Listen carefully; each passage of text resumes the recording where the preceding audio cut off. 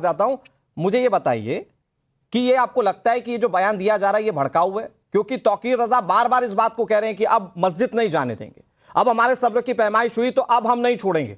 तो करने क्या वाले हैं?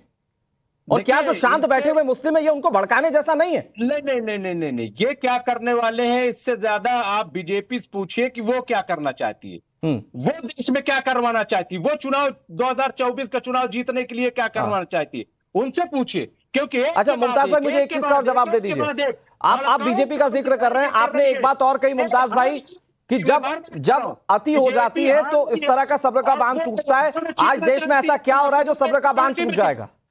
आज देश में ऐसा क्या हो रहा है मुमताज भाई जो सब्र का बांध टूट जाएगा? आप ये खुलकर बताइए। देखिए, ऐसा है कि सब्र का बांध कहीं नहीं टूटने वाला है, ये सब बकवास है।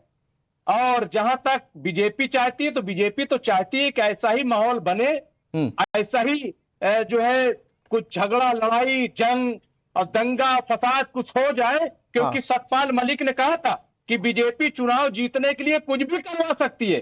वो सतपाल मलिक जी की बात, उसको नजरअंदाज नहीं किया जा सकता। लेकिन मैं समझता हूं कि हिंदुस्तान का नहीं, तो अगर वो आप नजरअंदाज नहीं करेंगे मुमताज भाई, तो आप ये भी नजरअंदाज कैसे कर सकते हैं जब तौकीर रजा ये कहते हैं कि मुस्लिम युवा अगर जागा तो हर गली में खून बहेगा? आप इसको दरकिनार कैसे कर पाएंगे? मैं आऊंगा आपके पास, हमारे साथ दूसरे भी मेहमान हैं। कैसे बहेगा? कौन खून बहा रहा है?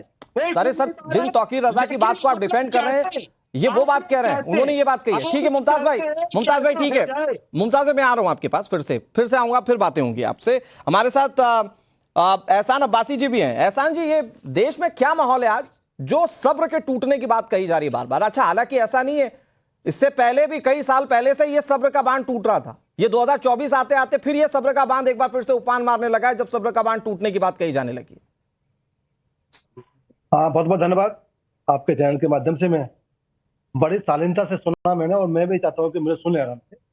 ये 14 के बाद में तौकीर साहब को कौन सा सब्र का बांध टूट गया है? क्या मोदी जी ने देश में 14 के बाद में क्या हज यात्रा पर बैन कर दिया है? क्या अजान पर बैन कर दिया है? क्या नमाज करने से मना कर दिया गया है? क्या इनको अपने शादी विवाह करने से मना कर दिया गया है? कौन सा सब्र की बात कर रहे हैं और कौन सा सब्र तोड़ने की बात कर रहे हैं, ये हमें समझ नहीं आती। दूसरा, ये कहते हैं कि हम सब्र करने वाले हैं, अल्लाह साथ है, तो सब्र करो, फिर अल्लाह का इंतजार करो, जैसा फैसला करेगा अल्लाह ताला उस पर हो। ना तो अल्लाह को मानते हैं, ना अल्लाह को कलाम को मानते हैं, ना इस्लाम को मानते हैं, और ना देश के भाईचारे को मानते हैं, ना देश के संविधान को मानते हैं। इनके अलग अपने एक अलग राग है। क्या मोदी को हटाना है, मोदी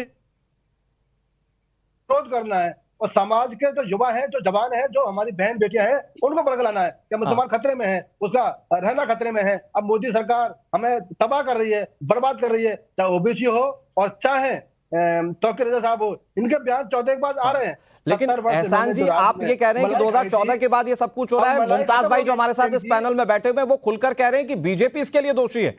आप चूंकि खुद एक मुस्लिम है, आपको बीजेपी के शासनकाल में कभी ऐसा लगा कि एक मुस्लिम इनको पसमानदा भारत के अंदर डरा हुआ है, या भारत के अंदर वो इस्लामियत खत्म हो रही है? मुसलमान तो कभी पसमानदा देखिए ना। ठीक है मुमताज भाई, प्लीज शालीनता से सुन तो लीजिए, एहसान भाई जवाब देना है। एहसान जी मैं बता रहा हूं ना। ठीक है एहसान जी प्लीज मुझे सुनने दो ना, मेरी बारी है, मुझे बोलने दो, फिर आप बोलना आराम से। हाँ, बिल्कुल ठीक कहा है। 70 वर्ष इन जो हमारे कथाकथित मौलाना थे, जो राजनीति करते थे, 70 वर्ष बड़ा गुमराह किया हमें, डर दिखाया भाजपा का कि भाजपा आएगी तो आपको देश छोड़ना पड़ जाएगा, भाजपा आ जाएगी तो आपको रहना मुश्किल हो जाएगा। आज मोदी जी शासनकाल में जो योजना हमें मिल रही है, चाहे शौचालय हो, चाहे सम्मान निधि हो, चाहे पक्के मकान हो, चाहे उज्ज्वला गैस योजना हो, चाहे जनधन खाते हो, हम परेशान मजदूर थे। आज मोदी जी ने हमें वो योजना दी है, वो लाभ दिया है घर बैठे बैठे। देश का मुसलमान जो ब्लो रेट पे था 15% अब ऊपर आ गया है। 70 वर्षों में 15 आईपीएस बनते थे, आज 10 वर्षों में केवल 250-300। ये क्या मोदी की बढ़ती लोकप्रियता, ये भारत सरकार की बढ़ती लोकप्रियता वजह है कि आज कट्टरपंथी गैंग इस तौर पर एक्टिव है कि भैया देखिए हम में भी दम है, और अगर हम उतरे तो हम ऐसा से ऐसा कर लेंगे? ये क्या जानबूझ के वो उस लोकप्रियता के लिए डर बैठाया जा रहा है क्या?